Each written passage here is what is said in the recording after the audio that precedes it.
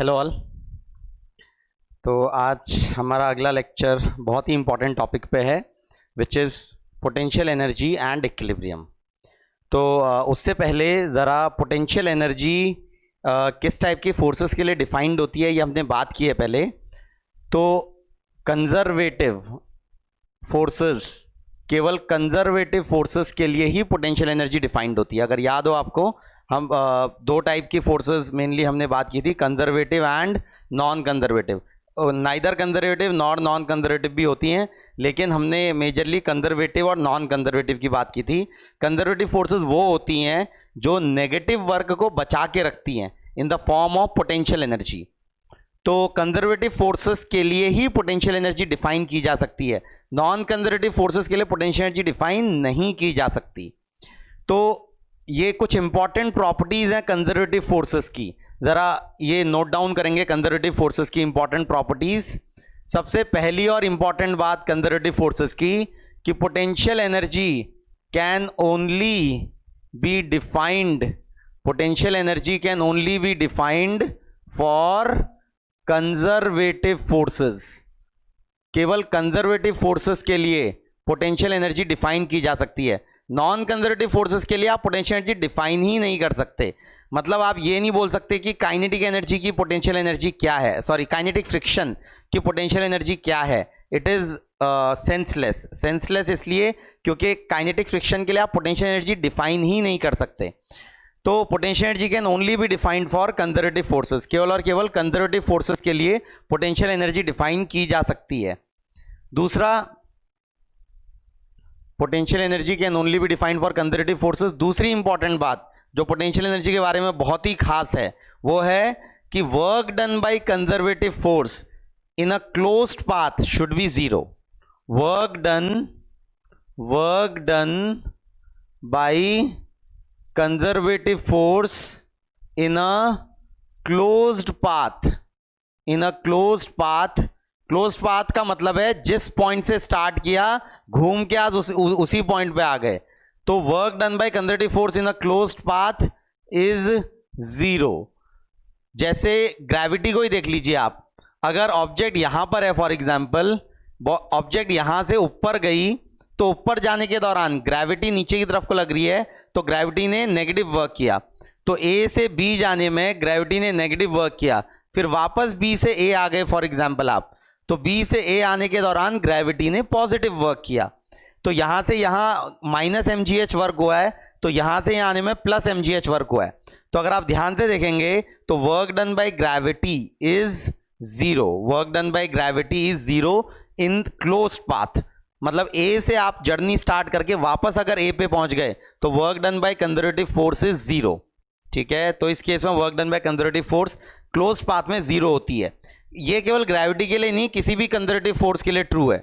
इसका प्रूफ आपके कोर्स में नहीं है, एग्जैक्ट प्रूफ, लेकिन आपको ये याद रखना है, समझना है इस बात को। जैसे दूसरा एग्जांपल है स्प्रिंग फोर्स। तो स्प्रिंग फोर्स का भी वर्क हमने कैलकुलेट करना सीखा है। जैसे फॉर एग्जांपल ये नेचुरल लेंथ की कंडीशन है, तो नेचुरल लेंथ की कंडीशन से अगर ये एक्स एक्सटेंशन तक जाता है, ये ए से बी फॉर एग्जांपल जाता है, तो ए से बी जाने के दौरान work done by spring force negative होगा। हाँ, तो work done in going from A to B is minus half k x square, and work done in going from B to A, work done in going from B to A will be plus half k x square.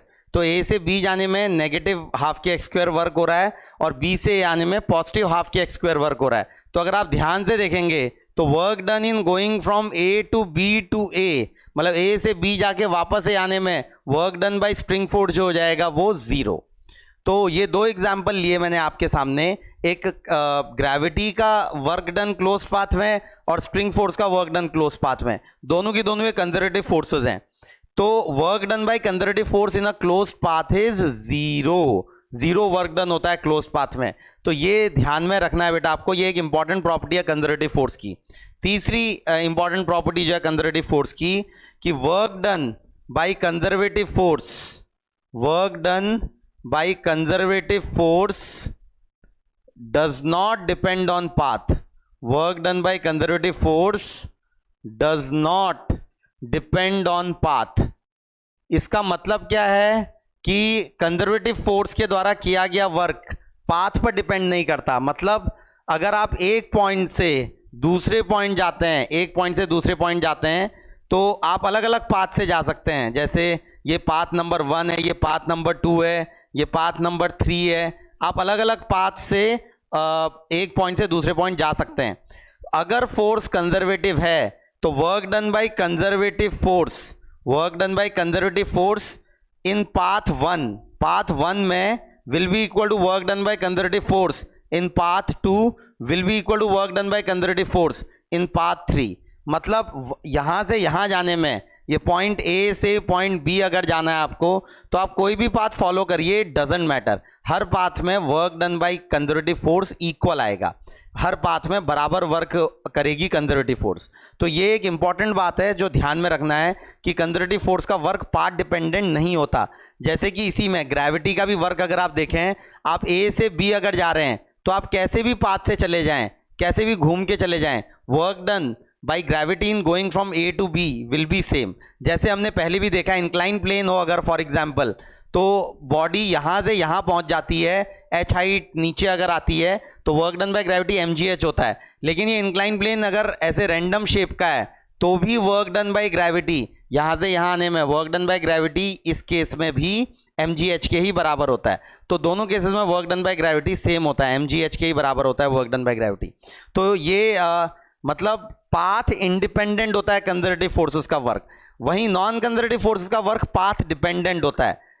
मतलब वो depend करता है कि आप कौन से path के through body को ले जा रहे हैं एक पॉइंट से दूसरे पॉइंट। नॉन कंजर्वेटिव फोर्स का वर्क उस पर डिपेंड करता है। जैसे कि काइनेटिक फ्रिक्शन, मतलब अगर आप यहां से यहां ले जाएंगे या ऐसे घुमा के ले जाएंगे, अगर काइनेटिक फ्रिक्शन लग रहा होगा इस पे, तो उसके द्वारा किया गया वर्क इस बात पर डिपेंड करेगा कि आप कौन से पाथ के थ्रू ले जा रहे हैं। मतलब पाथ नंबर 1 के थ्रू ले जा रहे हैं या पाथ नंबर 3 के थ्रू ले जा रहे हैं, उस पर वो डिपेंड करेगा। मतलब दोनों पाथ में वर्क डन सेम आना जरूरी नहीं है नॉन कंजर्वेटिव फोर्सेस का। कंजर्वेटिव फोर्सेस के लिए दोनों में वर्क डन सेम आना जरूरी है। तो ये 3 इंपॉर्टेंट प्रॉपर्टीज हैं कंजर्वेटिव फोर्सेस की। एक चौथी प्रॉपर्टी भी है कि all central forces are conservative forces. Now what is the meaning of central forces?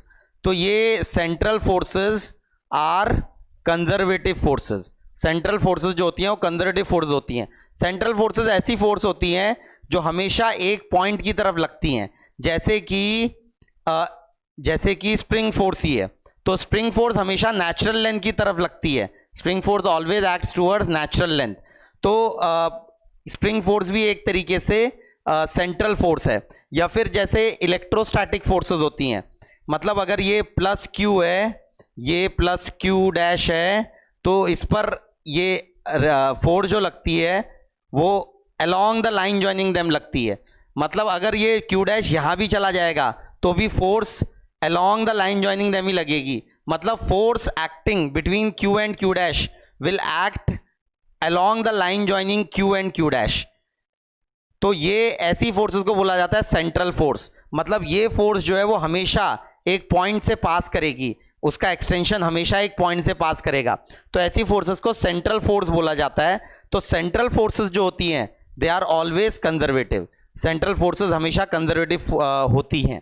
इसका भी प्रूफ आपके कोर्स में नहीं है एग्जैक्टली, लेकिन ये आपको ध्यान में रखना है। तो ये 4 इंपॉर्टेंट प्रॉपर्टीज हैं कंजर्वेटिव फोर्सेस के बारे में, तो ये ध्यान में रखेंगे प्लीज।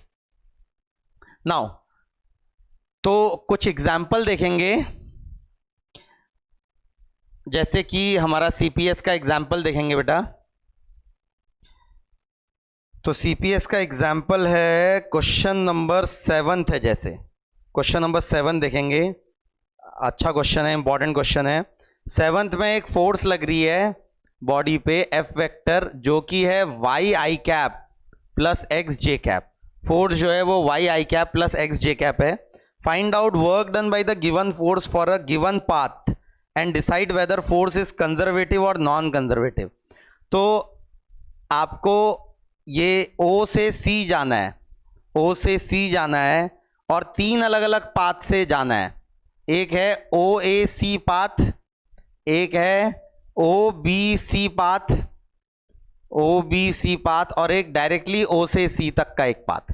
तो तो ये 3 पाथ आपको दिखा रखे हैं और आपको पता लगाना है, ये इस टाइप की फोर्स लग रही है बॉडी पे, तो आपको पता लगाना है कि ये कंजर्वेटिव है या नॉन कंजर्वेटिव है। अगर तीनों पाथ में किया गया वर्क बराबर आ गया तो इसका मतलब वर्क जो है वो पाथ डिपेंडेंट नहीं है, और अगर वर्क पाथ डिपेंडेंट नहीं है तो प्रूव हो जाएगा कि वो कंजर्वेटिव फोर्स है। लेकिन अगर वर्क अलग अलग आ गया अलग अलग पाथ में तो इसका मतलब होगा ये नॉन कंजर्वेटिव फोर्स है। तो जरा कैलकुलेट करने की कोशिश करें वर्क डन इन तीनों पाथ्स में। पहले जरा बात करते हैं OAB पाथ की। तो मान लेते हैं ये x1 है, ये x1 है और ये y1 है, ये जो दूरियां हैं मतलब ये लेंथ x1 है, ये लेंथ y1 है फॉर एग्जांपल। तो जरा बात करेंगे वर्क डन इन OAC पाथ, सॉरी OAC। तो OAC पाथ में अगर वर्क बात करेंगे तो पहले हम कैलकुलेट करेंगे O से लेकर A तक का वर्क, फिर कैलकुलेट कर लेंगे A से लेकर C तक का वर्क। तो O से लेकर A तक का वर्क अगर कैलकुलेट करना है तो O से लेकर A में जो फोर्स लग रही है वो है YI cap plus XJ cap, ये फोर्स है, इसका डॉट प्रोडक्ट करना पड़ेगा डिस्प्लेसमेंट वेक्टर के साथ। डिस्प्लेसमेंट वेक्टर के साथ डॉट प्रोडक्ट करेंगे तो हमारा वर्क डन निकल के आएगा। DW जो होता है याद हो अगर आपको, this is F dot ds, F vector dot displacement vector, छोटा सा डिस्प्लेसमेंट वेक्टर। यहां पर F वेक्टर की जगह मैं लिख सकता हूं YI कैप। अब O से A का मैं कैलकुलेट कर रहा हूं पहले, तो O से A में Y की वैल्यू तो 0 है, O से A में Y की वैल्यू 0 है, तो ये हो गया 0I कैप प्लस X की वैल्यू चेंज हो रही है XJ cap dot DS vector की जगह आप लिख सकते हैं DXI cap plus DYJ cap. अब यहां पर dy की वैल्यू 0 है अगर आप ध्यान से देखेंगे, क्योंकि O से A जाने में केवल X डायरेक्शन में मूव कर रहा है। अब अगर ये कैलकुलेट करेंगे आप तो I कैप को I कैप से मल्टीप्लाई करना पड़ेगा, J कैप को J कैप से। तो I कैप को I कैप से मल्टीप्लाई करेंगे तो 0 आएगा, J कैप को J कैप से ही मल्टीप्लाई करेंगे तो भी 0 ही आएगा। इसका मतलब O से A जाने में वर्क डन नहीं हो रहा है, कुछ भी वर्क नहीं हो रहा है। तो O से A में DW अगर 0 है, हर जगह पे वर्क डन 0 है, तो टोटल वर्क डन भी 0 ही होगा। तो O से A में work done is 0, work done in going from O to A is 0। दूसरा है work done in going from A to C। A to C का वर्क डन अगर निकालना है तो फिर से DW लिखेंगे तो Y की जगह आएगा, Y वेरिएबल है तो YI कैप प्लस X की जगह, X कांस्टेंट है A से C में, इट इज X1, तो X1 है जो A है, तो X1 J cap dot DXI cap plus DYJ cap. तो ये इस तरीके से लिखा जा सकता है। अब यहां पर अगर देखेंगे, ये ध्यान से देखेंगे बेटा, DS मतलब छोटे से डिस्प्लेसमेंट को मैं ऐसे लिख सकता हूं। अब इस पर्टिकुलर केस में A से C जाने में X डायरेक्शन में कोई डिस्प्लेसमेंट नहीं हो रहा है, इसलिए DX की वैल्यू 0 है, लेकिन Y में हो रहा है। और ये अगर देखेंगे तो I कैप वाला टर्म I कैप से मल्टीप्लाई होता है डॉट प्रोडक्ट में, J कैप वाला J कैप से मल्टीप्लाई होता है। I कैप वाला I कैप से मल्टीप्लाई होगा तो 0 आएगा, J कैप वाला J कैप से मल्टीप्लाई होगा तो ये होगा X1 dy, तो ये आ गया DW। तो टोटल वर्क निकालने के लिए इसको इंटीग्रेट करना पड़ेगा। तो अगर इंटीग्रेट करेंगे इसको तो X1 कांस्टेंट है, X1 is a constant A से C जाने में X1, तो ये आ जाएगा इंटीग्रेशन ऑफ dy। y में लिमिट जाएगी 0 से लेकर y1 तक, 0 से लेकर y1 तक जा रहे हैं A से लेकर C में, तो ये हो जाएगा X1 y1। So this is work done in A to C, A से C का वर्क डन है X1 y1। तो अगर आप देखेंगे तो work done in path OAC will be equal to 0 plus X1 y1, मतलब X1 y1 आ गया OAC में वर्क डन। दूसरा हम जरा कैलकुलेट करेंगे work done in path OBC path में वर्क डन जरा कैलकुलेट करने की कोशिश करें। तो यहां कैलकुलेट करता हूं मैं जरा OBC पाथ में वर्क डन, देखेंगे जरा ध्यान से। तो OBC पाथ में वर्क डन के लिए पहले OB पाथ में वर्क कैलकुलेट करेंगे, फिर BC पाथ में वर्क कैलकुलेट करेंगे। OB पाथ में अगर देखें तो फोर्स जो है वो हो जाएगी YI cap plus XJ cap. इस दौरान Y वेरिएबल है तो YI कैप और X 0 है इस दौरान, this dot DXI cap plus DYJ cap. तो इस दौरान DX 0 है, तो फिर से अगर I कैप को J कैप से आप डॉट प्रोडक्ट करेंगे तो 0 आएगा, मतलब OB पाथ में work done is 0। OB path में कोई वर्क नहीं हो रहा है। एक्चुअली OB पाथ में केवल X डायरेक्शन में फोर्स है, Y डायरेक्शन में 0 फोर्स है। तो फोर्स X डायरेक्शन में और डिस्प्लेसमेंट Y डायरेक्शन में हो रहा है, इसलिए OB पाथ में वर्क डन 0 निकल के आ रहा है।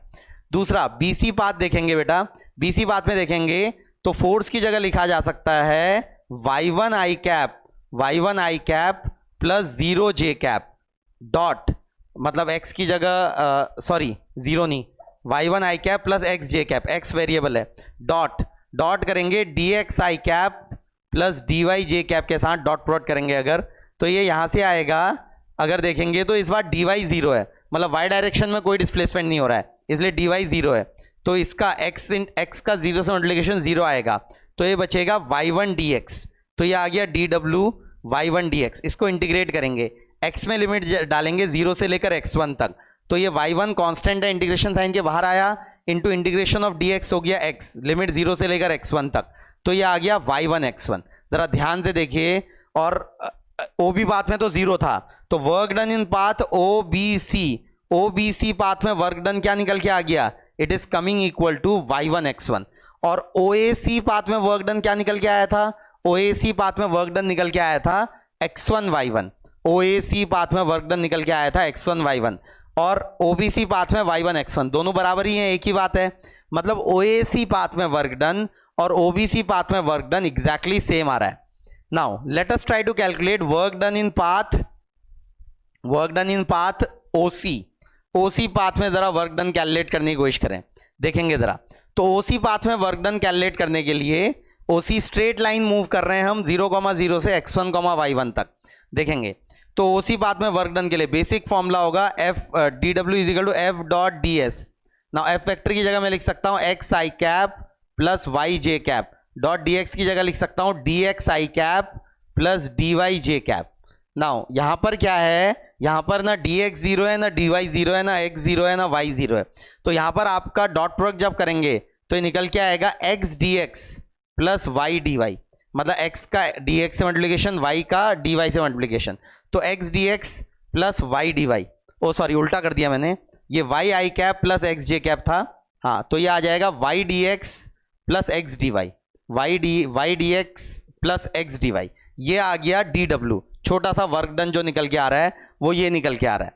नाउ सवाल है y और x में क्या रिलेशनशिप है, ध्यान से अगर देखेंगे तो ये स्ट्रेट लाइन है ये इक्वेशन, तो अगर y और x में रिलेशनशिप देखेंगे तो ये एक स्ट्रेट लाइन है, तो यहां से मैं y और x की रिलेशनशिप निकाल सकता हूं by using equation of this straight line. Straight line की इक्वेशन पासिंग थ्रू ओरिजिन वो होती है y is equal to mx, तो ये हो जाएगा y, m की वैल्यू हो जाएगी y1 upon x1 into x, ये हो जाएगी m की इक्वेशन, m मतलब स्लोप होता है ये इसका tan theta y1 upon x1, तो आप y की जगह लिख सकते हैं y1 x upon x1 and x की जगह लिख सकते हैं y x1 अपॉन y1। अब ये दोनों अगर यहां पुट करेंगे हम तो dw जो आ रहा है, dw जो निकल के आ रहा है, y की जगह मैंने लिख दिया y1 x upon x1 dx plus x की जगह लिख दिया y x1 upon y1 dy, और दोनों साइड इंटीग्रेट कर देंगे। अब x में जो लिमिट जाएगी, x में लिमिट जाएगी यहां से यहां जाने में 0 से x1, और y में लिमिट जाएगी 0 से y1, तो अगर ये इंटीग्रेट करेंगे तो ये y1 अपॉन x1, ये तो कांस्टेंट है, x का इंटीग्रेशन आएगा x स्क्वायर बाई 2, जब लिमिट डालेंगे तो ये आएगा x1 स्क्वायर बाई 2 प्लस इसमें से x1 upon y1 integration sign के बाहर आ जाएगा, और इंटीग्रेशन ऑफ y dy जो होगा it will B y1 square by 2 limit डालने के बाद, क्योंकि जीरो का तो जीरो आ जाएगा। ध्यान से करेंगे बेटा, x1 से एक x1 कटेगा, y1 से एक y1 कटेगा, तो ये आ रहा है x1 y1 by 2 plus x1 y1 by 2, तो x1 y1 by 2 plus x1 y1 by 2 it will be equal to x1 y1 by 2 plus x1 y1 by 2 it is coming equal to x1 y1। क्या मतलब है, जरा ध्यान से देखिए, तीनों work done, ये तरीका भी इंपॉर्टेंट है, जो तरीका मैंने दिखाया आपको कि कैसे मैंने वर्क की कैलकुलेशन की है, वो तरीका भी देखिए बेटा ध्यान से। नाउ तो ये तीनों अगर देखेंगे आप ध्यान से, ये वाला और ये वाला, तीनों से आंसर सेम आ रहा है, इसका मतलब ये वर्क डन जो है वो पाथ डिपेंडेंट नहीं है, इसका मतलब ये फोर्स जो है this is a conservative force, ये एक कंजर्वेटिव फोर्स है। एक तरीके से हमने ये प्रूव कर दिया कि ये कंजर्वेटिव फोर्स है। ये हमने ऐसे प्रूव किया कि हमने पता किया कि अलग अलग पाथ में सेम वर्क हो रहा है या अलग अलग वर्क हो रहा है। क्या ये बात समझे? चलिए इसी में जो सेकंड क्वेश्चन है, इसी के जस्ट बाद वाला क्वेश्चन जो है इसी टाइप का सवाल है, वो भी जरा वो भी करेंगे। उसमें हमको फिर से बताना है कि वो फोर्स कंजर्वेटिव है या नॉन कंजर्वेटिव है। तो हम वर्क कैलकुलेट करेंगे अलग अलग पाथ में उस फोर्स का। तो फोर्स है हमारी जो क्वेश्चन में दी हुई है 8th क्वेश्चन में, फोर्स वेक्टर जो दिया हुआ है वो है x i cap plus x y j cap. ये वाली फोर्स है x i cap plus x y j cap, और उसको जाना है 0,0 से 2,2 तक अलग अलग पाथ से। तो ये है 0,0 और ये है 2,2, तो ये अलग अलग पाथ से। पिछली बार मैंने x1, y1 लिया था, यहां पर फिक्स्ड पॉइंट्स हैं कुछ, मतलब x1 की वैल्यू 2 है, y1 की वैल्यू 2 है, हो सकती है। नाउ ये 3 पाथ है अलग अलग, एक OAC पाथ है, एक OBC पाथ है, और एक डायरेक्टली O से C का पाथ है। तो ये 3 पाथ हैं, हमें इन तीनों पाथ्स में वर्क डन निकालना है ड्यू टू दिस फोर्स। ये जो फोर्स दी हुई है, ध्यान देंगे ये एक वेरिएबल फोर्स है, यहां सीधे सीधे F vector dot S vector नहीं अप्लाई कर सकते आप, आपको यहां बेसिक कंसेप्ट से चलना पड़ेगा। वर्क जब भी वेरिएबल फोर्स का वर्क निकालना होता है तो स्टार्ट करेंगे, starting with work done in the path OAB path में वर्क डन कैलकुलेट करने से स्टार्ट करेंगे। तो OAB पाथ में वर्क डन कैलकुलेट करने के लिए पहले OA पाथ को देखेंगे और फिर उसके बाद AC पाथ को देखेंगे, सॉरी OAC पाथ में। नाउ तो OA पाथ में अगर देखेंगे तो DW is equal to f vector dot DS vector.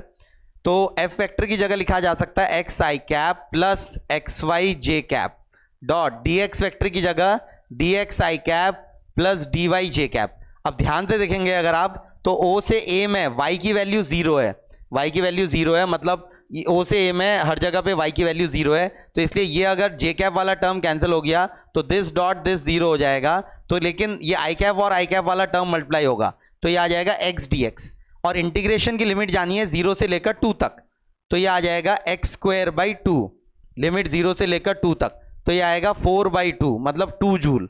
तो बेटा O से A जाने में जो इस फोर्स के द्वारा वर्क हुआ है वो 2 जूल का वर्क हुआ है, ठीक हो गया। अगला कैलकुलेट करते हैं A से लेकर C तक वर्क डन कैलकुलेट करते हैं। तरीका देखिए बेटा, तरीका इंपॉर्टेंट है, मैं कैसे कर रहा हूं। छोटा सा वर्क डन लिखेंगे DW, तो DW will be equal to f vector हो जाएगा x i cap plus x y j cap dot DX i cap plus DY j cap. तो ये इस तरीके से वर्क देखा जा सकता है। नाउ अगर ये देखेंगे तो यहां पर DX की वैल्यू 0 है बेटा, क्योंकि y डायरेक्शन में आप मूव कर रहे हैं तो x डायरेक्शन में कोई डिस्प्लेसमेंट नहीं है, तो DX की वैल्यू 0 है। तो ये वाला टर्म तो 0 हो जाएगा, आई कैप और आई कैप वाला टर्म। ये वाला टर्म देखेंगे तो ये हो जाएगा x y d Y j cap वाला टर्म। अब यहां से यहां जाने में x की वैल्यू कांस्टेंट है, x की वैल्यू 2 के बराबर है, तो 2y dy, लेकिन y वेरिएबल है तो इंटीग्रेशन करेंगे, y की वैल्यू 0 से 2 जा रही है, तो ये अगर इंटीग्रेट करेंगे तो 2 तो कांस्टेंट हो गया, y का इंटीग्रेशन हो गया y²/2, लिमिट 0 से लेकर 2। तो अगर लिमिट डालेंगे तो ये आ जाएगा 4 - 0 मतलब आ जाएगा 4 जूल। जरा ध्यान से देखेंगे वर्क कैसे कैलकुलेट कर रहे हैं बेटा। तो work done in going through path OAC will be equal to 2 joule पर प्लस 4 जूल मतलब 6 जूल। तो OAC पाथ में वर्क डन जो हो रहा है वो 6 जूल का वर्क हुआ है, ठीक हो गया, हमने OAC पाथ में वर्क डन निकाल लिया। अगला हम कैलकुलेशन करेंगे OBC पाथ का। Let us do calculation of OBC, ये वाले पाथ की कैलकुलेशन करें कि OBC पाथ में वर्क डन अगर हमें कैलकुलेट करना है।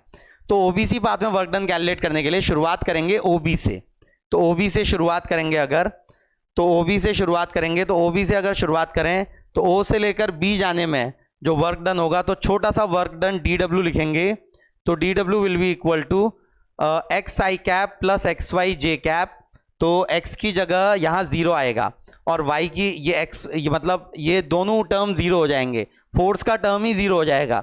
क्यों? क्योंकि O से B जाने में ये x भी 0 ये x भी 0, तो फोर्स का टर्म ही अगर 0 हो गया तो डॉट DS वेक्टर भी 0 ही आने वाला है, इसलिए O से B में 0 वर्क होगा। O से B जाने में ये फोर्स 0 वर्क करेगी क्योंकि कोई फोर्स ही नहीं लग रही है, 0 फोर्स है x में भी और y में भी। B से C का वर्क डन कैलकुलेट करेंगे बेटा। B से C का वर्क डन कैलकुलेट करने के लिए DW is equal to f vector की जगह आ गया x i cap plus x y j cap dot DS vector की जगह आ जाएगा DX i cap plus DY j cap, DX i cap plus DY j cap.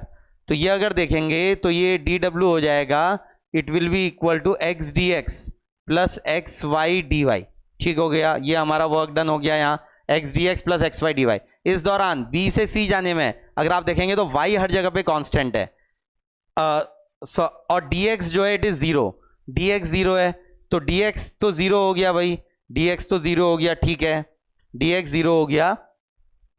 और हाँ सॉरी dx जीरो नहीं, dy जीरो है, सॉरी dy जीरो है, dy is zero क्योंकि y डायरेक्शन में आप मूव नहीं कर रहे हैं, b से c जाने में आप x डायरेक्शन मूव कर रहे हैं, तो केवल x dx वाला टर्म बचेगा। तो अगर वर्क कैलकुलेट करना है तो बस x dx को इंटीग्रेट करना पड़ेगा और x में लिमिट जा रही है 0 से लेकर 2 तक, तो ये आ गया एक्स स्क्वायर बाई 2, लिमिट 0 से लेकर 2 तक, तो ये आ गया 4/2, मतलब ये हो गया 2 जूल। तो 2 जूल का वर्क हुआ है कहां से कहां जाने में, B से C जाने में, और O से B जाने में 0 वर्क हुआ था बेटा। तो work done from O to B to C, work done in going from O to B to C, O से B जाके C जाने में वर्क डन जो हुआ है वो 0 + 2 जूल का हुआ है, मतलब कितना टोटल 2 जूल का वर्क हुआ है OBC पाथ में। और OAC पाथ में कितना वर्क हुआ था अगर याद हो आपको, OAC पाथ में वर्क हुआ था बेटा 6 जूल। तो यहीं से नजर आ रहा है कि ये फोर्स कैसी होने वाली है, this force is non conservative. इस फोर्स के द्वारा एक पॉइंट से दूसरे पॉइंट मूव करने में अलग अलग पाथ में अलग अलग वर्क निकल के आ रहा है, मतलब work is path dependent. Path dependent work जो होता है तब फोर्स नॉन कंजर्वेटिव नेचर की होती है, या उल्टा भी बोल सकते हैं कि नॉन कंजर्वेटिव फोर्सेस का वर्क पाथ डिपेंडेंट होता है। तो यहां वर्क हमारा अलग अलग पाथ में अलग अलग निकल के आ रहा है, तो यहां से ये बात प्रूव हो जाती है कि ये फोर्स पक्का नॉन कंजर्वेटिव है। लेकिन जरा एक और वर्क कैलकुलेट करेंगे O से C डायरेक्टली, ये थोड़ा सा डिफिकल्ट है। O से C डायरेक्टली, O से C डायरेक्टली के लिए अगर वर्क कैलकुलेट करना है मुझे तो जरा देखेंगे, dw हो जाएगा f डॉट dx, f हो गया x i cap plus x y j cap dot ds vector की जगह आ जाएगा dx i cap plus dy j cap, तो ये आ गया x dx plus x y d y, ठीक हो गया। अब किसी तरीके से ये अगर मुझे इंटीग्रेशन करना होगा इसका, ये वाला इंटीग्रेशन मैं आराम से कर सकता हूं, x को dx की टर्म में इंटीग्रेट किया जा सकता है। यहां पर क्या है, dy है, y तो ठीक है लेकिन इस x को गायब करना पड़ेगा मुझे। तो x को गायब करने के लिए मुझे O से C पाथ में x और y के बीच रिलेशनशिप लिखनी आनी चाहिए। तो O से C पाथ के दौरान जो इक्वेशन है स्ट्रेट लाइन की वो y = mx टाइप की इक्वेशन होगी, passing through origin straight line है, तो y = mx टाइप की इक्वेशन। अब m कितना है, m होगा स्लोप, स्लोप मतलब होगा tan थीटा, tan थीटा हो जाएगा दिस अपॉन दिस, तो ये हो गया 2/2 मतलब 1। तो यहां पर जो O से C पाथ की अगर आप इक्वेशन देखें तो y = x टाइप की लाइन है, तो मतलब यहां x की जगह पे y लिखा जा सकता है। तो ये इक्वेशन बन जाएगी x dx plus y square d y, ये इक्वेशन बन जाएगी हमारी।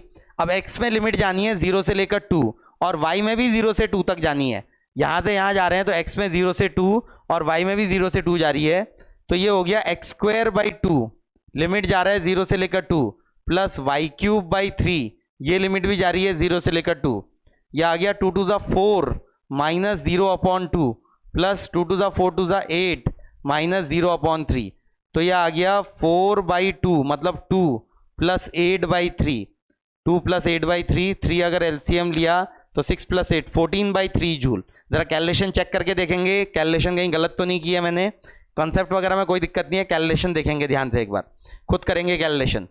तो ये अगर देखेंगे तो तीनों पाथ में वर्क डन बेटा अलग अलग निकल के आ रहा है, तो अलग अलग अगर वर्क निकल के आ रहा है तो इसका मतलब ये फोर्स पक्का नॉन कंजर्वेटिव नेचर की है। तो एक तरीके से हम यहां प्रूव कर रहे हैं कि ये जो वर्क है वो पाथ डिपेंडेंट है। अगर वर्क पाथ डिपेंडेंट हो गया बेटा तो इसका मतलब फोर्स नॉन कंजर्वेटिव नेचर की है, तो ये हम यहां पर प्रूव कर रहे हैं एक तरीके से। तो देखेंगे प्लीज कैसे प्रूव किया ये। नाउ आगे बढ़े, अगर इसमें एक ट्रिक है यहां, ये ट्रिक का प्रूफ आपके कोर्स में नहीं है लेकिन इस ट्रिक पर क्वेश्चन आते हैं कभी कभी। The trick, it is a mathematical trick to identify whether given force is conservative और नॉन कंजर्वेटिव। तो एक मैथमेटिकल ट्रिक है, तो for a force to be conservative, एक फोर्स को कंजर्वेटिव होने के लिए उसको ये कंडीशन सेटिस्फाई करनी पड़ती है।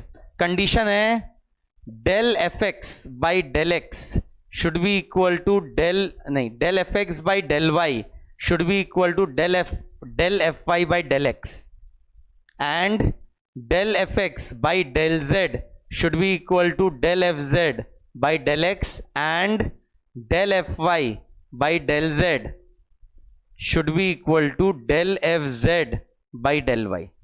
अब यहां पर हो सकता है आपको थोड़ा डर लगे ये देख के कि भाई ये नई चीज क्या आ गई। ये सिंबल जो है ये डेल बोलते हैं इसको, डेल का सिंबल है, ये डी जैसा ही है, ये ऐसे टेढ़ा डी है इस तरीके से, तो डेल बोला जाता है इसको। तो अभी तक हम जो लिखते थे डेरिवेटिव ऐसे लिखते थे जैसे d y by d x, अब ये जो लिखा जा रहा है वो लिखा जा रहा है del y by del x.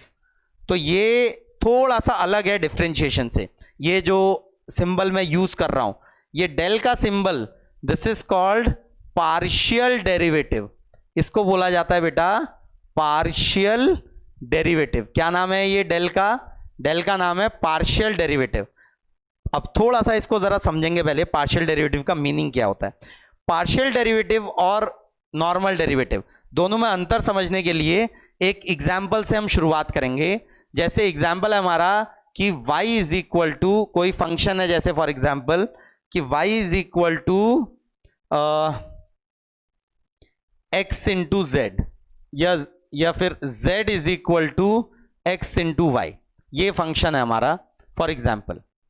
तो z is equal to x into y, मतलब z कोई क्वांटिटी है that is equal to x multiplied by y, या पहले लेते हैं x प्लस वाई, ठीक हो गया, फिर x इंटू वाई भी लेंगे। नाउ अगर मैं इसको डिफ्रेंशिएट करूं, नॉर्मल डिफ्रेंशिएशन मतलब dz बाई dx करूं, जैसे x के रिस्पेक्ट में डिफ्रेंशिएट कर दूं, अगर मैं x के रिस्पेक्ट में डिफ्रेंशिएट करूंगा तो लेफ्ट हैंड साइड आएगा dz बाई dx, ये आएगा dx बाई dx और ये आएगा dy बाई dx, ये ऐसे करके आएगा। नाउ dx बाई dx तो 1 होता है, प्लस dy बाई dx कुछ हो सकता है, कुछ वैल्यू हो सकती है dy बाई dx की, पता नहीं है मुझे, वो डिपेंड करेगा y x का कैसा फंक्शन है। तो यहां पर dz बाई dx को लिखा जा सकता है 1 प्लस dy बाई dx।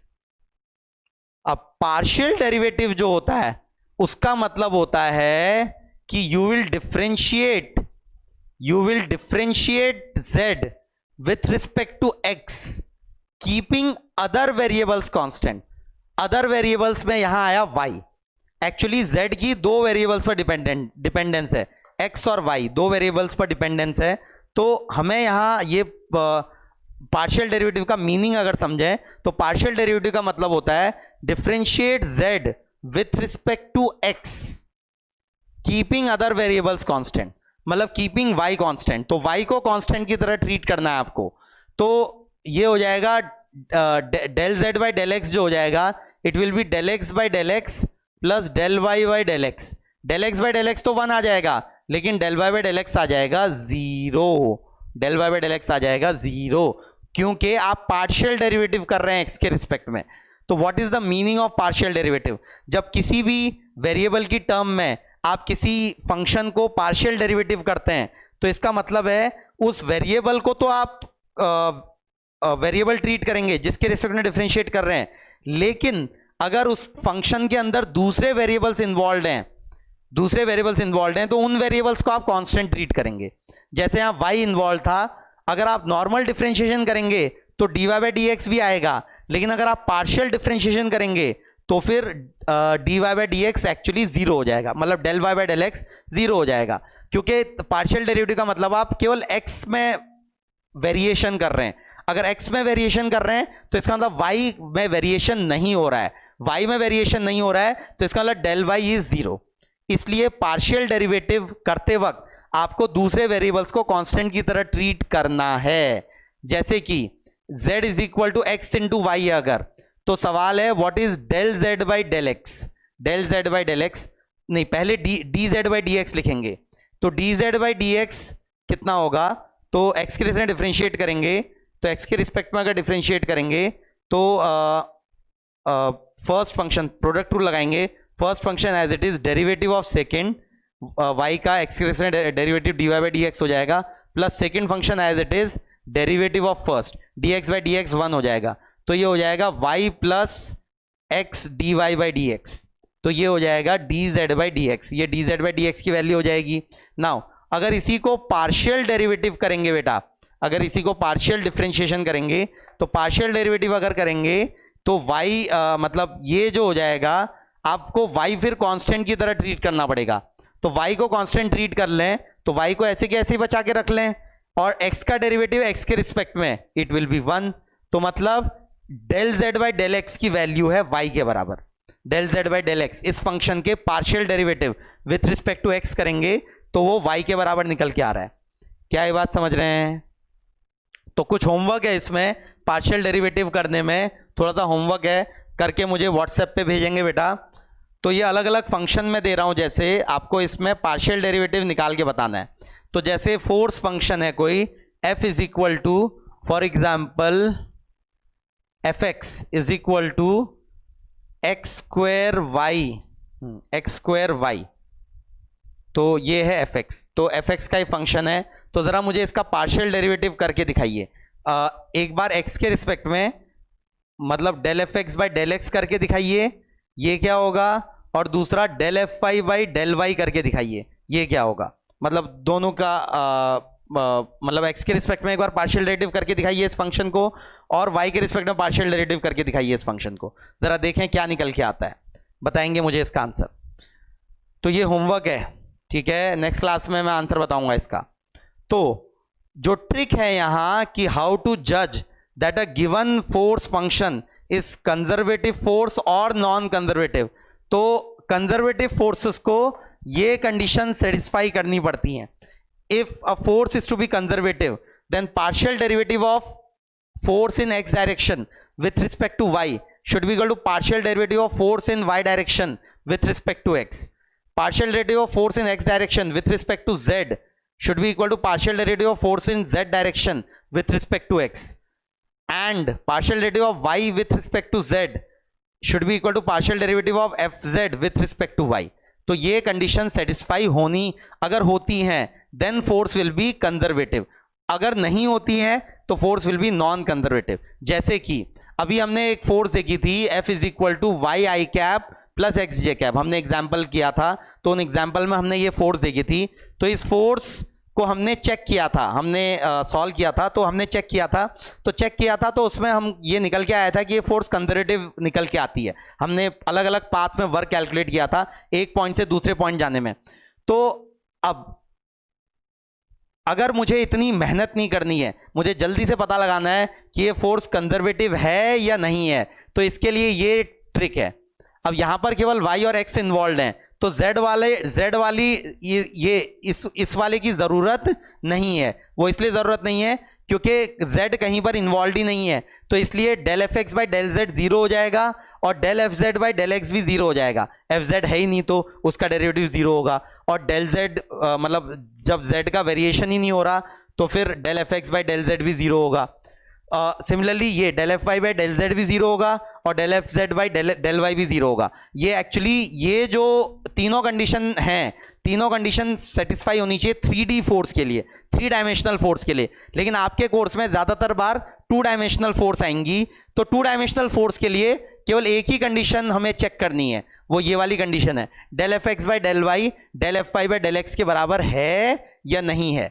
तो यहां पर अगर चेक करेंगे तो del fx by del y calculate करेंगे पहले, तो डेल fx की जगह मैं लिख सकता हूं y, तो del y by del y it will be equal to 1, तो del y by del y 1 हो गया। दूसरा del fy by del x, fy की जगह आ गया x बाई डेल x, तो ये भी आ गया 1। तो अगर आप ध्यान से देखेंगे तो यहां पर ये दोनों बराबर निकल के आ रहे हैं, मतलब ये कंडीशन सेटिस्फाई हो रही है कि del fx by del y is equal to del fy by del x।